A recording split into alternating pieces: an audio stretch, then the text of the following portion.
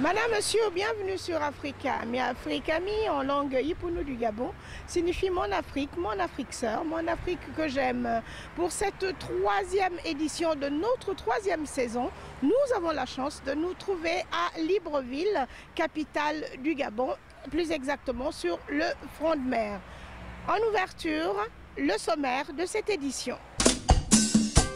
Redonner le sandwich à un chien, il n'oubliera jamais son os. Artiste, auteur, compositeur, Omar Ben Salah a su s'arracher une place dans le hit parade du Gabon grâce à sa voix et à son franc-parler. C'est dans son fief à Port-Gentil qu'Africami l'a rencontré. Ancien candidat au présidentiel 2009 au Gabon, Georges Bruno Ngoussi est un pasteur au parcours atypique. Il nous expliquera comment allier affaires et église. À la tête de l'Assemblée nationale depuis près de 15 ans, Guy Nzumbandama est réélu pour un mandat de 5 ans. Au lendemain de sa réélection, il a accordé une interview à Africami. Africami a eu le privilège de rencontrer celui qui se fait appeler l'ambassadeur de l'Ogooué maritime au Gabon, Omar Ben Salah. Artiste, auteur, compositeur bourré de talent, il nous dira comment il est arrivé à ce métier et il nous racontera en même temps sa réussite.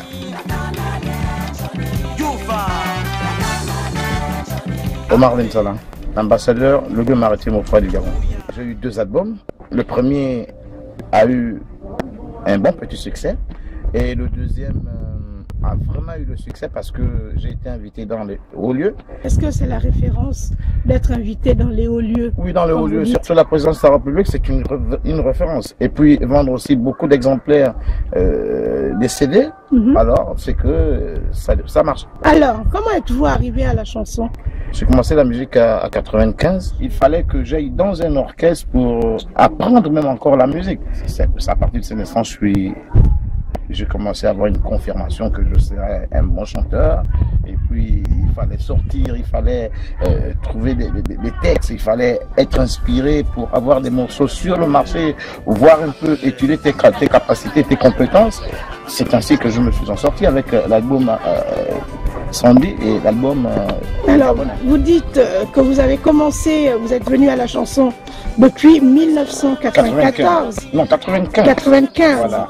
Et vous vous cachez où depuis ce temps-là? Je suis à Port-Gentil. Oui? Ouais, je suis à Port-Gentil. À partir de quand vous avez cru connaître du succès? Bon, c'est parti de 2004-2005. Quand j'ai lancé le premier album, intitulé Sandy, quand j'ai lancé, et puis bon, voilà, ça m'a donné une confiance. Ça m'a dit oui, sincèrement, tu peux essayer, tu peux continuer dans la musique. Et puis j'ai lancé Sandy, bon, ça a marché. Au-delà de la souffrance, il y a le bonheur. Alors donc, tu peux pas vivre de ton art au Gabon. Mais qu'est-ce qui est fait à l'encontre de ces gens? Rien n'est fait. Tout le monde se contente de ça? De ça, voilà, c'est tout. Il paraît qu'il y a des textes, il y a des lois, comment on appelle le tribunal, mais je ne c'est pas appliqué. C'est pas appliqué. C'est appliqué. La Qui sont ces pirates? Mais ils sont dans l'ombre. Tu ne peux pas connaître. Qui fait ça? C'est des gens. Les auteurs, vous les connaissez, vous les prenez? On ne les connaît pas. Il y a d'autres qu'il paraît, il y a d'autres qu'on attrape et puis bon, après on les laisse. C'est-à-dire que on ne peut pas s'empêcher de ça. Là, c'est difficile. Revenons à vous. Ouais. Vos chansons, d'où vous tirez l'inspiration? De Dieu. De Dieu? Ouais. Dieu, la nature. Ouais. Et je parle beaucoup d'amour parce que Dieu est amour. Moi-même, je suis amour. Donc, j'aime l'amour. Vous m'avez fait écouter une chanson Kadi qui parle d'une histoire quand même assez douloureuse. Ouais. C'est juste de la fiction, de l'imagination, ou alors c'est une histoire que vous avez réellement vécue? C'est une histoire que j'ai vécue, mais par mon ami, c'est-à-dire que c'est un voisin. Oui. Tu vois, c'est un voisin qui a vécu cette histoire-là. Donc, il fallait, comme nous, les artistes, on est toujours à l'affût d'informations, à l'affût des textes. Donc, moi, c'est bien tombé. C'est Dieu qui me l'a donné. Hein, parce que vous vous inspirez du l'histoire, quotidien, de votre voisinage. Vous le mettez en musique. En musique. Vous n'avez pas de soucis? Vous n'avez jamais eu de... Non, j'ai pas de problème, j'ai pas de soucis, parce que là, qu'est-ce qui dit que c'est... Exemple, si je prends ton histoire, qu'est-ce qui dit que c'est ton histoire? Qu'est-ce qui dit que je m'adresse à toi? Non. C'est-à-dire que les noms sont changés et puis tout est enlevé. C'est un peu ça. Mais pourquoi vous pensez que Kadi a autant de succès? Mais il n'a qu'à demander aux Gabonais. Kadi a postulé, comment on appelle, au balafon. C'est vrai qu'il y a eu une triche. Comme au Gabon, c'est toujours ça. Au balafon. Au balafon Gabon Music Award. Donc, ça a été nominé, bon, a été qualifié, a été finaliste. Mais au dernier moment, comme nous ne sommes pas on n'a pas de longs bras, on n'est pas de fils à papa, et puis bon, on nous a enlevés. Mais la qualité de votre musique, mais attention, on fait en sorte que vous soyez reconnu. Oui, on est reconnu, oui, c'est vrai, mais attention, au Gabon, à un moment... Quoi? On ne te voit pas. Hein. Il faut être dans leur milieu pour être reconnu. Leur milieu, lequel? Un milieu artistique, un milieu politique? Un milieu politique. Ou social? Un milieu politique. Socio-économique, enfin? Non, c'est un milieu politique. C'est-à-dire que celui qui gagne même le balafon, il est secrétaire dans l'organisation. Vous voyez? Donc, ce qui veut dire que vous ne pouvez pas le battre. Mais qu'est-ce qui vous donne le courage de continuer? Parce que j'aime la musique. Et la musique, c'est mon gagne-pain. J'espère, je souhaite, en fait, je demande à Dieu de me faire arriver très loin et que la musique me donne beaucoup de moyens. C'est un peu ça. Je suis tentée de penser, de croire que finalement, vous gagnez bien votre vie. Non, je ne gagne pas bien ma vie, mais un peu seulement. Ça me permet un peu d'avoir un petit morceau de pain le matin. C'est tout. Sinon, c'est pas vraiment ça. Ouais. Vous savez que vous êtes un artiste particulier. Déjà, par votre timbre vocal qui a attiré mon attention, mais particulier également parce que vous ne ressemblez pas à tout le monde, aux autres. Mais comment vous faites-vous pour vous imposer dans ce monde-là? Parce que par votre différence physique? Oui, parce que Dieu a voulu que je sois. Voilà, ce que Dieu veut. L'homme l'accepte. Voilà. Donc personne n'y peut rien. Non, personne n'y peut. Il m'a donné du talent. Vous avez eu des problèmes avec vos collègues? Oui, j'ai des problèmes tous les jours. Oui, par rapport par exemple à votre condition physique. Est-ce que ça vous a causé des problèmes particuliers, hormis votre talent? Oh non. Comment vous êtes reçu dans le milieu? Par les collègues artistes? Oui. Oh, il y a certains collègues qui m'aiment, il y a certains qui ne m'aiment pas. En fait, non. Vous répondez pas à ma question. Votre talent vous situe très loin. Oui, très loin. Alors, c'est pris comment? Par ceux qui sont censés être, entre guillemets, normaux. Oh bon, en fait, normalement c'est bien pris. C'est-à-dire que aujourd'hui, ça m'a amené à comprendre que si tu es, exemple, handicapé et que Dieu te donne un talent, vous comprenez? C'est-à-dire que les gens ne voient plus ton état physique, les gens voient ton talent, voient ce que Dieu a voulu que tu sois. Donc aujourd'hui, je me suis fait accepter par mon handicap, mais comment on appelle, les gens ont accepté mon handicap, mais à cause du talent que Dieu m'a donné. Donc voilà, donc il n'y a pas de... Parce que quand on vous entend, les gens se disent, waouh, est-ce que vous avez un traitement spécial? Non, on a un traitement comme tout le monde. Moi, j'ai un traitement comme tout le monde. Que ça soit valide ou handicapé, en fait, moi, j'ai un même traitement. C'est-à-dire qu'il n'y a pas de dire que lui, là, il est handicapé, bon, il se met là-bas. Non. D'abord, moi, je ne vis pas l'handicap. Vous comprenez?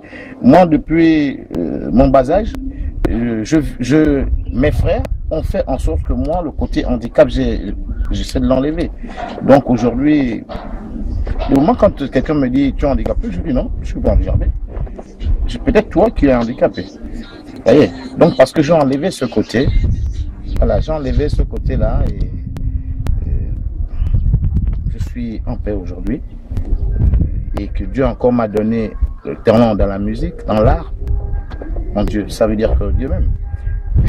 Les artistes, les médias sont des personnes qui drainent les opinions publiques, qui peuvent même éduquer les populations à travers les textes, à travers les rythmes.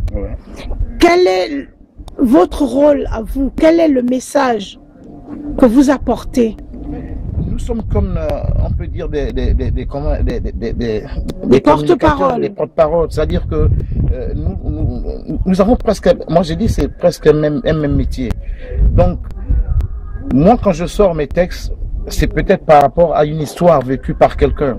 Donc, je prends ce texte, je prends cette histoire, je le mets au moins publiquement pour que tout le monde écoute. Tous ceux qui vont écouter auront la possibilité d'avoir des conseils là-dedans. Parce que une histoire que je prendrai, comment on appelle l'exemple, sur la chanson de ma personne d'abord à cause de mon handicap, qui est Boba Boba, donc à côté. Là-dedans, je dis beaucoup de choses. Vous comprenez? Maman, c'est toi qui m'a naquis. Vous comprenez?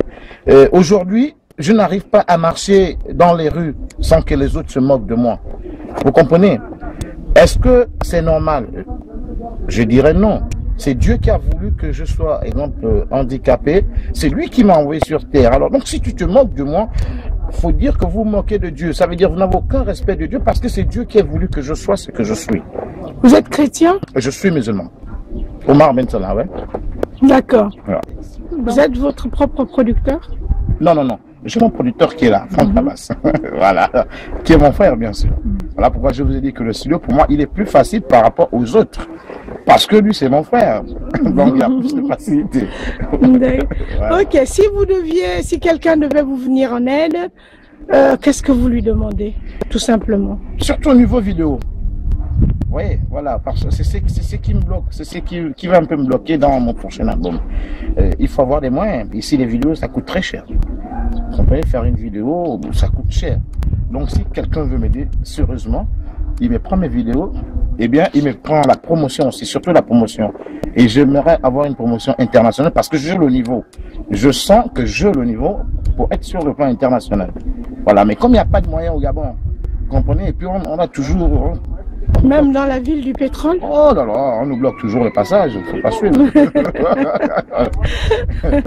C'est dur, hein, Gabon. Bah, c'est un peu ça. Hein. Sinon, c'est difficile. Moi, si je trouve quelqu'un m'aider au niveau de la promotion, au niveau des vidéos, sincèrement, j'aurais gagné. Et puis la personne aussi aura gagné, hein, parce que moi, j'ai envie d'être international.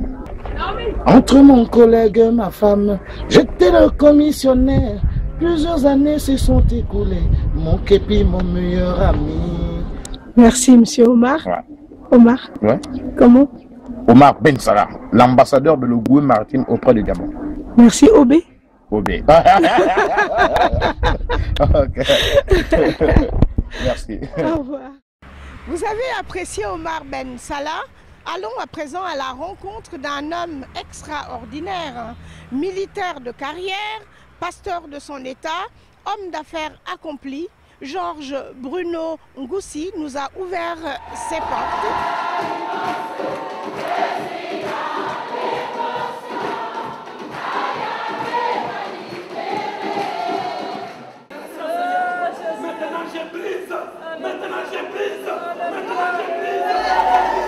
formation militaire, Georges Bruno Ngoussi est un homme d'affaires accompli et un pasteur très écouté au Gabon, mais aussi un homme politique.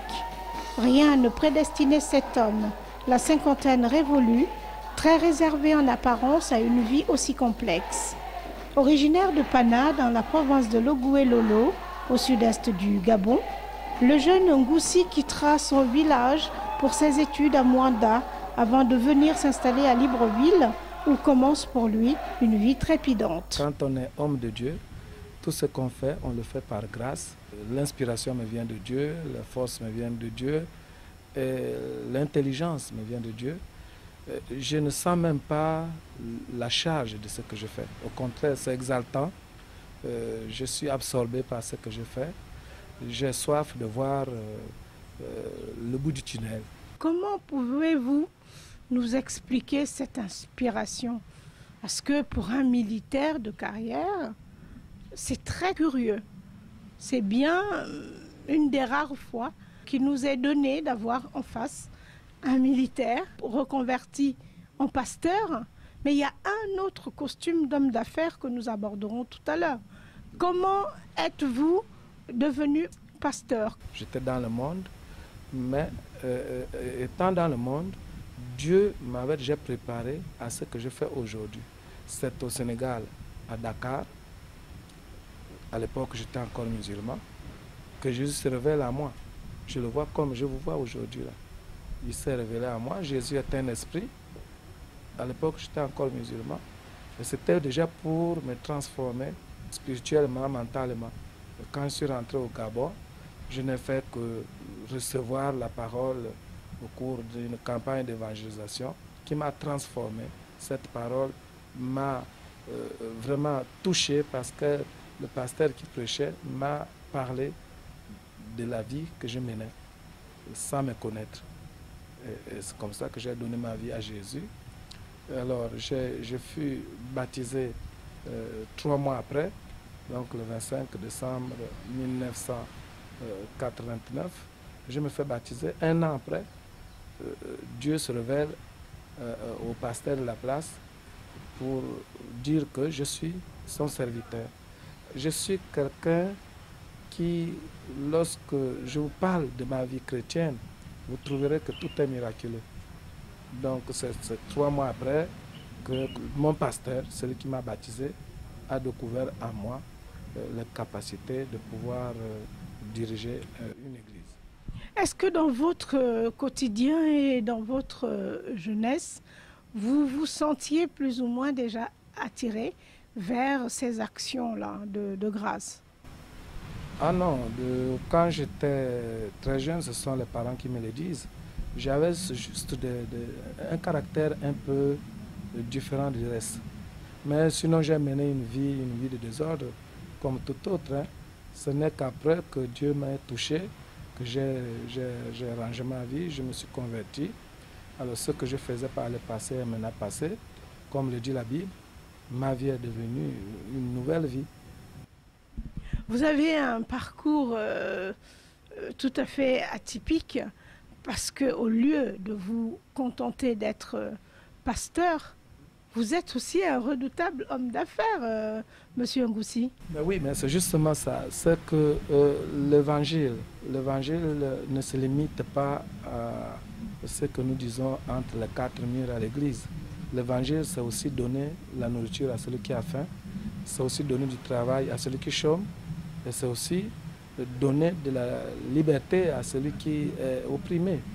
Donc moi je crois que ce que je fais, c'est vraiment ça l'évangile. C'est ça le véritable pasteur.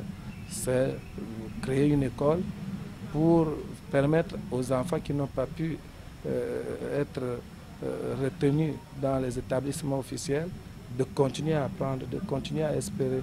Et là, aujourd'hui, nous avons la RTN que vous connaissez, qui nous permet aujourd'hui de parler, de dénoncer ce qui ne va pas, de dire à ceux qui sont lointains, à ceux qui sont éloignés, les maux que subissent, ou autrement dit que vivent certaines personnes, par exemple. Parlons justement de la RTN, la radio-télévision Nazareth, dont vous êtes le président-directeur général. Comment vous est venue l'idée de créer une radio-télévision qui a déjà une portée internationale? Alors, donc, comme vous l'avez dit, je suis à peu près un homme atypique. Bon, la radio-télévision Nazareth a été créée à partir d'une révélation, d'une vision, j'allais dire. Alors, j'étais entre Paris et Washington. J'étais un tout petit peu assoupi, que j'ai vu en plein vol. Ouais. J'allais à Washington. C'est comme ça que j'étais un tout petit peu assoupi, que je vois sur un talus un bateau. Et du bateau sortaient des ondes. Et ça disait Radio-Télévision Nazareth. Radio-Télévision Nazareth. C'est comme ça que quand je me suis ressaisi, j'ai pris note, j'ai noté cela. Je vais donc à Washington. J'y ai passé une semaine. Au retour, arrivé à Paris, j'ai partagé cette vision au pasteur Isidore qui, avec moi... Vous étiez déjà pasteur, hein, quand vous J'étais déjà pasteur. Voilà, j'étais déjà pasteur. J'y allais là-bas justement pour une mission religieuse. Alors, le pasteur Isidore me dit, non, mais certainement que le Seigneur voudrait que tu crées une radio-télévision. Alors, moi, quand je regardais les possibilités, c'était rêver quelque chose qui pouvait peut-être pas avoir le jour. Moi, je lui ai dit tout de suite que je ne pensais pas que c'était ce que Dieu voulait parler. Alors, donc, quand je rentre, j'ai partagé cette vision avec mon épouse, qui m'a dit, bon, mais on va prier. D'où viendrait l'argent? Bon, mais comme c'est Dieu, bon, on ne sait jamais. Et c'est comme ça qu'on a mis ça en prière. 3 mois après, le pasteur Isidore m'invite encore en France, en Europe. Et quand je repars, il me pose la question de savoir quelle est devenue ma vision. Je lui ai dit non, je n'avais encore rien fait. Il me dit, mais écoute, il faut toujours laisser Dieu travailler. Et c'est comme ça que je lui pose la question de savoir si je pouvais me rapprocher des gens qui pouvaient me conseiller là-dessus. Alors il a regardé, on a trouvé une adresse. C'est comme ça qu'il m'a fait accompagner par un de des membres de son église. On est parti à Éclalux. Bon, je ne sais pas de la publicité, mais il faut que je le dise parce que ce sont eux qui ont été pratiquement à l'origine de la création. Et là-bas, c'est du matériel qu'ils vous ont donné? Et puis de l'étude aussi. Là-bas, j'ai partagé le besoin avec eux. Ils m'ont donné quelqu'un qui m'a monté un projet. Il a fait une petite étude, il m'a monté un projet que j'ai ramené au Gabon. Une fois rentré au Gabon, je suis allé voir une banque de la place où nous étions domiciliés. La banque dit non, il peut pas financer, et là-bas, il ne peut pas financer le projet chrétien, ce n'est pas leur affaire. Pasteur, vous êtes pourtant une personne influente ici, à Libreville et au Gabon. Comment on a pu vous refuser un crédit? Ils ont les raisons, ils disent qu'ils ne peuvent pas financer ce qui est chrétien. Bon, il fallait attendre à la rentrée de classe, une autre banque faisait la publicité pour aider les parents d'élèves à acheter les fournitures à leurs enfants. Donc ils faisaient des crédits ponctuels. Je me suis rendu près de cette banque et l'agent qui m'a reçu a dit non, ils ne font pas ce genre d'investissement. Ils m'ont donc orienté vers l'agence, la grande agence. Et quand je suis parti, j'ai rencontré une Européenne qui était là, qui m'a reçu, je lui ai expliqué. D'abord, je lui ai parlé de la vision et ensuite je lui ai présenté le projet. Elle m'a dit que c'était faisable, mais il fallait que je trouve une garantie, quoi. C'est comme ça qu'elle me demande si je n'avais pas d'investissement personnel. Voilà. Je lui ai parlé de mes villas. Nous sommes allés, donc on a expertisé mes villas qui ont été placées en hypothèque. Le crédit m'a été accordé. On a envoyé de l'argent en Europe, chez les fournisseurs. et ils m'ont donné 50 millions de francs CFA en liquide. Et c'est ce qui m'a aidé de mettre en place la RTN que vous voyez aujourd'hui. Donc dans un premier temps, vous étiez en location? Oui, on était à location, mais vous savez comment je trouve même le site où on était avant, c'est quand je cherchais un site où implanter justement cette télévision, cette chaîne, que en passant vers Sotega, je me rends compte que la descente qui menait un peu plus bas, je me suis retrouvé devant ce que j'avais vu en plein vol. Et je suis allé, quand je vais chez le monsieur, le propriétaire, le bailleur me dit non, il lui restait un appartement dans l'immeuble. Je lui ai dit de me garder cet appartement. Il avait déjà quelqu'un qui lui avait préfinancé, enfin qui avait déjà fait une avance pour occuper cet appartement, ce loyer, mais il a remboursé l'argent à ce monsieur. Alors c'était pour me confirmer que ça venait de Dieu. Et c'est comme ça que nous avons pris ce premier appartement. 3 mois après, un autre s'est libéré.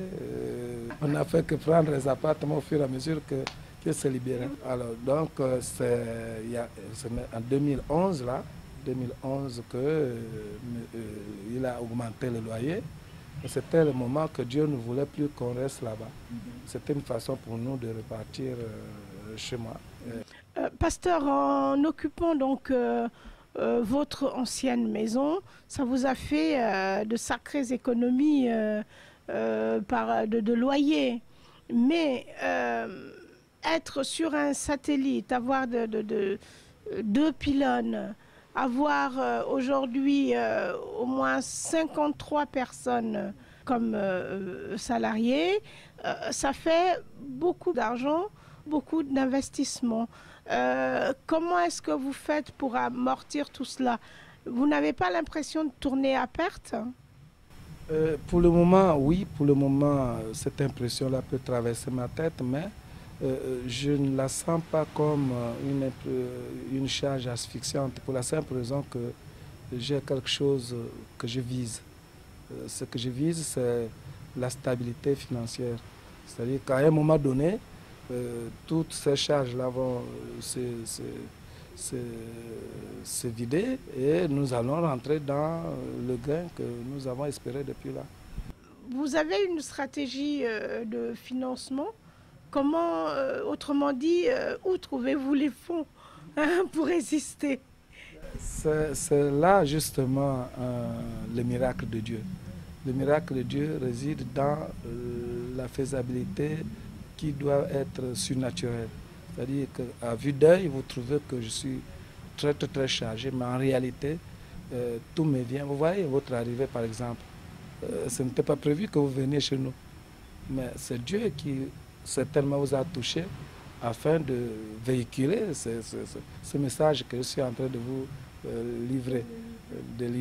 Alors, on ne sait jamais, peut-être qu'à travers ce message, pas peut-être, je suis très sûr que tout ce qui est fait avec la RTN n'est pas vain. Ce que vous faites va certainement porter du fruit. Et c'est comme ça que nous finançons nos besoins, nos projets, par exemple. C'est-à-dire que là, il y a quelqu'un qui certainement est touché. Il viendra, il dira, bon, mais pasteur, tenez, qu'est-ce qui vous manque? On dit, non, mais nous voulons faire telle ou telle chose. Tenez, le satellite, par exemple. Il n'y a pas eu, nous n'avons aucune subvention de l'État. Nous n'avons pas de sponsor. Mais nous traitons directement avec les fournisseurs. Ces partenaires, quand on leur parle de notre projet, ils trouvent que c'est un projet viable et ils nous font confiance. Là, la montée satellitaire est installée et tout est prêt. Et puis, bon, ok, voilà, nous allons payer au fur et à mesure. Il ne nous reste plus que le tiers de ce qu'on devait payer à payer. Et ça va se faire. C'est un abonnement ou c'est vraiment un achat ponctuel? C'est un achat ponctuel. Et ensuite, maintenant, nous allons nous abonner pour la location spatiale, du segment spatial. Mais la montée, c'est d'abord un achat. C'est à nous. Donc maintenant, ça va être la location du segment spatial, qui sera mensuelle ou trimestrielle. Et cela va de pair, bien entendu, avec une bonne programmation. Qu'en est-il chez vous? Bon, la programmation, nous savons qu'elle va être de meilleure qualité, pour la simple raison que le fait d'être visité hier, c'était Canal+, aujourd'hui c'est vous, Télé Sud, et demain ce sera d'autres. Alors, vous voyez, au fur et à mesure que vous passez, vous nous laissez la matière. Bon, mais je pense, et puis je crois à notre personnel qui est pratiquement dévoué, qui est rompu à la tâche, qui est même réceptif. Donc, nous allons vous offrir des programmes de qualité. Nous retrouverons le pasteur Georges Bruno Ngoussi dans notre prochaine édition. À présent, cap sur l'Assemblée nationale du Gabon, où son tout nouveau président, M. Guy Nzouba Ndama, qui se succède à lui-même, nous a accordé une interview exclusive. Regardons. Nous allons bien entendu commencer par vous féliciter, Monsieur le Président. Merci beaucoup, Madame Boukandou. Merci à la fois pour les félicitations et pour l'honneur que vous nous faites de venir ce soir vous entretenir avec nous. Monsieur le Président, votre sentiment suite à votre réélection à la tête de l'Assemblée nationale, qu'est-ce que ça peut signifier pour vous? La première chose, le premier sentiment que l'on a, c'est d'abord d'exprimer sa joie et son plaisir pour la marque de confiance renouvelée à la fois du parti et des collègues. Et lorsqu'on se retrouve soi-même maintenant le soir dans son lit, on se demande, bon, mais j'ai été reconduit, pourquoi faire? C'est en ce moment que l'on revit un petit peu une série d'événements, je crois, décrypter à travers tout cela, d'abord la satisfaction de la hiérarchie du parti, de la manière dont j'ai géré l'Assemblée nationale avec les autres membres du bureau, et je crois que le parti a pensé que dans le contexte actuel, l'expérience accumulée permet de me faire encore confiance et nous allons faire du mieux que l'on pourra. Vous avez donc été plébiscité, Monsieur le Président, de la 8e à la 12e législature, c'est-à-dire à peu près de 15 ans, à la tête de cette institution. Quel bilan vous pouvez dresser aujourd'hui? Écoutez, la 8e législature, c'est-à-dire de 90 à 96, a été la législature des fondations, qui a posé les fondamentaux de la République, puisque à l'époque, le ratio était de 66 députés de la majorité et 54 députés de l'opposition.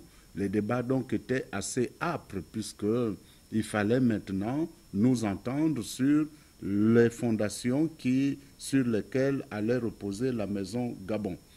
Ceci passé, lorsque j'accède à la présidence le 25 janvier 1997, mes collègues et moi, nous nous étions fixés pour objectif de contribuer au renforcement de la démocratie. La représentation de l'opposition n'était plus la même quantitativement, elle avait baissé, mais qualitativement, elle était là, présente, elle a participé activement à tout ce qui s'est fait au niveau de l'Assemblée nationale. Nous avons poursuivi le même débat du renforcement de la démocratie avec la 10e législature et maintenant, je pense qu'au cours de la législature qui va s'ouvrir demain, nous avons un défi. Le défi, c'est de montrer que le Parlement a pour mission fondamentale le vote de la loi, le contrôle de l'action gouvernementale et le consentement de l'impôt. À première vue, on peut se dire que puisque le PDG est dominant à l'Assemblée nationale, il n'y aura rien, ça sera une chambre d'enregistrement. Donc c'est ce défi que nous aurons à relever au cours de cette législature pour montrer que même si les pédégistes sont entre eux, comme pour parler en termes beaucoup plus simples, ils sont avant tout des démocrates, ils sont avant tout des élus de la nation qui pensent d'abord à l'intérêt général au lieu de leurs intérêts partisans. L'intérêt général, c'est pour montrer que par rapport au contrôle de l'action gouvernementale, nous allons renforcer ce volet pour que le gouvernement sente que le Parlement doit servir véritablement d'aiguillon.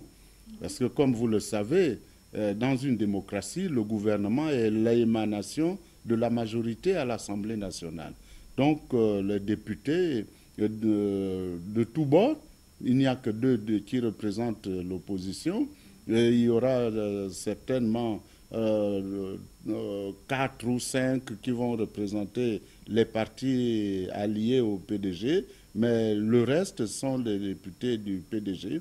Mais nous avons ce défi à relever, de faire le travail véritable de député, de voter la loi pour l'intérêt général et contrôler l'action du gouvernement pour voir si le programme sur la base duquel le Parti démocratique gabonais a soutenu la candidature d'Ali Bongo Ondimba à la présidentielle anticipée de 2009 est bel et bien respecté par le gouvernement. Monsieur le Président, vous avez évoqué la présence de deux députés de l'opposition. Donc le PDG, formation à laquelle vous appartenez, a une très très forte représentativité au sein de l'hémicycle. Pensez-vous que la contradiction qui est la règle d'or de la démocratie sera réellement appliquée au sein de cette Assemblée lors des débats? Mais la contradiction, ce n'est pas seulement entre l'opposition et la majorité. Il y a la contradiction existe entre les pédégistes. Vous savez bien que le Parti démocratique gabonais n'est pas un parti ayant une idéologie. Nous avons des gens de formations diverses et qui ont adhéré à des idéologies diverses. Nous sommes un parti de masse. Cela veut donc dire que ce qui nous rassemble, c'est un certain nombre de valeurs. Aujourd'hui, les valeurs du Parti démocratique, c'est dialogue, tolérance, paix.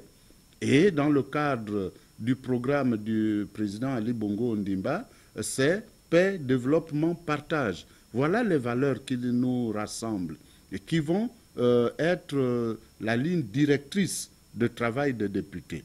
Donc, s'il y a contradiction, ce sera la contradiction pour voir quelle est la meilleure solution que nous devons soutenir pour que le gouvernement puisse satisfaire les besoins fondamentaux des Gabonais. Vous avez répondu en partie à ma question et je reviens, j'insiste sur le fait de rencontrer des avis contraires au sein de votre hémicycle, particulièrement des avis des députés de votre parti. Qu'adviendrait-il si certains députés émettaient régulièrement des avis contraires à la majorité donc, du Parti démocratique gabonais? Écoutez, Madame Denise Boukando, il faut retenir que la faible représentation de l'opposition n'empêche pas les membres qui les représentent ici de s'exprimer. Si ce qu'ils disent va dans le bon sens, je ne vois pas pourquoi est-ce que les députés du PDG ne s'approprieraient pas cette idée. Je vais vous donner un exemple.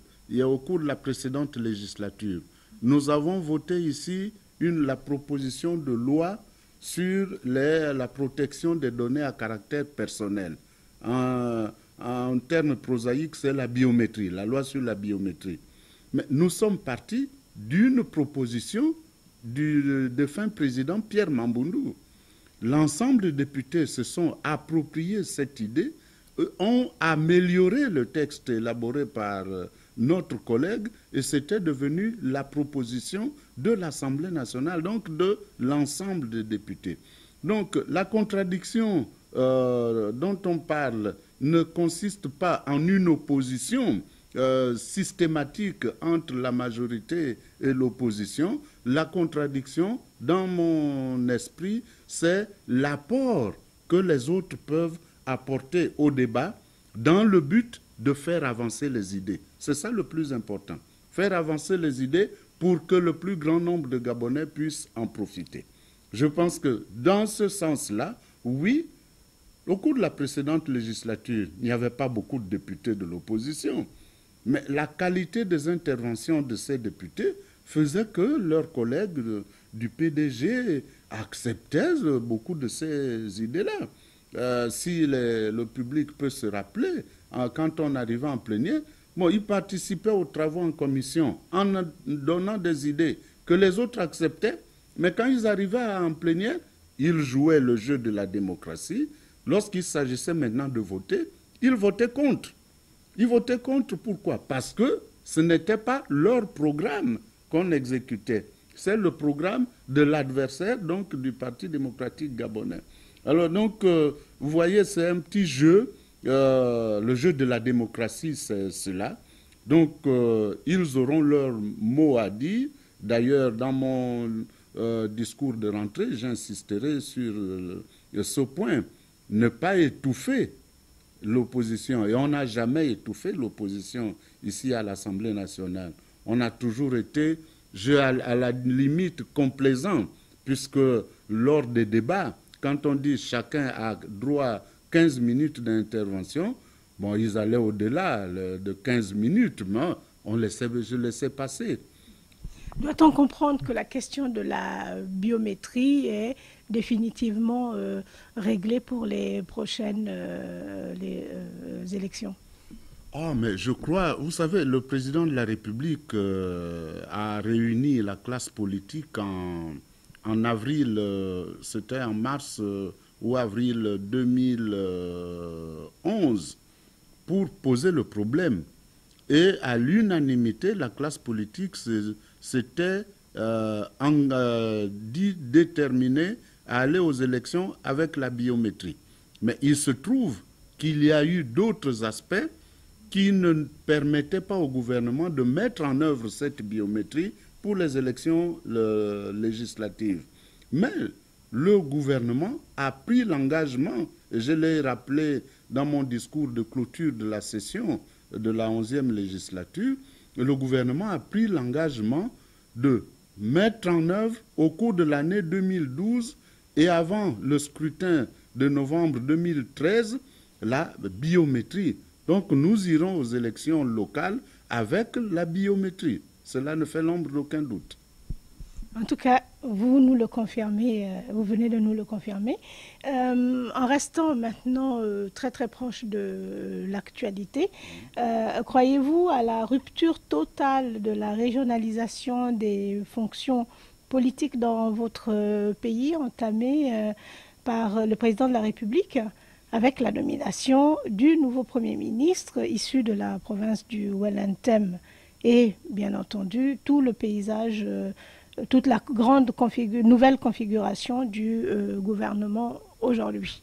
Écoutez, Madame Boukando, il n'y a jamais eu une règle écrite qui disait que tel poste doit revenir à telle province. Ce n'est écrit nulle part dans la 42 années durant? C'est une pratique. C'est une pratique qui a fini par s'installer. Bon, souvenez-vous que le président Ali Bongo Ondimba, lors de sa prestation de serment, avait dit « Oui, nous continuerons de considérer la géographie du Gabon. Mais il faut qu'on comprenne qu'à partir de maintenant, les postes de responsabilité seront confiés aux gens en fonction de leurs compétences. » Ce qui se passe aujourd'hui n'est que la réalisation de l'engagement qu'il a pris devant le peuple gabonais lors de sa prestation de serment. Que pensez-vous de la longévité maintenant des ministres au poste? Vous pensez que ça pourrait se prolonger? Ce sera toujours par rapport à leur apport au travail? Mais là encore, je m'excuse, je ne voudrais pas faire le perroquet, mais le président a dit que le gouvernement qu'il vient de nommer devait être un gouvernement de mission. Il leur fixe un cap. Ils ont un cahier des charges, les différents ministres. Au terme d'un certain délai, celui qui n'aura pas fait correctement son travail, il sera renvoyé à ses chères études. Celui qui l'aura fait, soit il lui demandera de continuer encore pour un certain temps, mais arrivera un moment donné où il faudra changer. Une équipe gouvernementale, c'est quelque chose qui doit évoluer constamment. Ça évolue en fonction des besoins qui se créent et en fonction des moyens que l'on trouve pour pouvoir satisfaire ces besoins-là. Donc, de mon point de vue, il sera difficile de trouver encore des gens qui vont passer 15, 20 ans au gouvernement. Vous pensez la même chose des autres institutions en passe d'être renouvelées? Ben, je ne sais pas si le problème des institutions se situe de la même manière que c'est au niveau du gouvernement. Je ne peux pas dire, je sais, vous allez me dire, mais oui, mais vous êtes là, ça va être le 4e mandat à la tête de l'Assemblée nationale. Vous me l'enlevez de la bouche. Je vous vois venir. Je ne sais pas si c'est la même chose, mais je ne suis pas d'abord nommé. Je suis élu. Je suis d'abord un élu. Je suis élu député d'abord. Et ce sont mes collègues qui m'élisent en tant que député. Donc là, bon, certains diront, mais oui, c'est toujours la même tête. Mais si mes collègues disent qu'ils sont contents, ils veulent me voir continuer à les gérer, pourquoi dirais-je non? Non, vous savez, c'est vrai que dans notre pays, bon nombre de nos compatriotes, ils avaient soif de changement. La soif de changement voulait que un gouvernement, il travaille, il gère les Gabonais au quotidien. Il s'occupe des problèmes des Gabonais au quotidien. Il est tout à fait normal que le président et son premier ministre soient vigilants pour éviter que le travail gouvernemental devienne un travail de routine. Ça ne doit pas être un travail de routine. Un ministre a une mission à remplir. C'est comme une entreprise qui a un marché, il y a des clauses. Si un chantier que vous devez terminer en 2 ans ou en 3 ans, si vous ne l'avez pas terminé dans ce délai, vous payez des pénalités à celui qui vous a donné le marché. C'est la même chose pour le gouvernement. Il faut qu'il y ait constamment une rotation. Je pense que le gouvernement que vient de former le président de la République, en dehors de 2 ou 3 ministres, le reste c'est des genoux. Hein. Ça n'a rien de péjoratif quand je dis genoux entre guillemets, mais c'est des cadres qui doivent maintenant apporter leur savoir-faire. Ils l'ont fait exercice, ils l'ont prouvé en tant que fonctionnaires, pour certains qui viennent du privé, mais il faut maintenant qu'ils puissent se mettre au service de la nation tout entière dans l'équipe gouvernementale. Je vous prends au mot, Monsieur le Président, quand vous parlez de rotation. Est-ce que c'est une simple rotation de sièges ou c'est vraiment une rotation telle qu'on le comprend? On a fini son mandat, on passe le témoin à quelqu'un d'autre. Parce qu'il y a eu des ministres qui ont juste changé de siège. Hein, je ne vais pas les citer. Oui, ils ont changé de siège, mais ils n'ont pas démérité. Il y en a qui ont été maintenus à leur poste parce qu'on estime qu'ils ont une mission. Je prends un exemple. Lorsque vous avez les problèmes d'éducation, ce n'est pas des problèmes où il faut changer de ministre à chaque fois. Un bon ministre de l'Éducation nationale est fait pour rester là 3, 4 ans. Mais au bout de 4 ans, il doit partir parce qu'il faut que d'autres puissent venir maintenant poursuivre l'œuvre engagée. Donc, la rotation dont je parlais, ce n'était pas pour dire, bon, il faut enlever Tartampion ici pour le remplacer par Moussavou. Et puis Moussavou aussi, on va voir s'il peut faire quelque chose. Et qu'il quitte pour un autre. Non, non, non.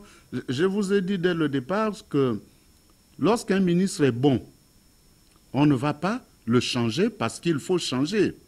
Mais on peut lui dire, mais tiens, tu es bon, tu as bien exercé tes compétences dans tel domaine, ok, puisque tu es capable de le faire, va aussi exercer tes compétences dans tel autre domaine où on a besoin de 109.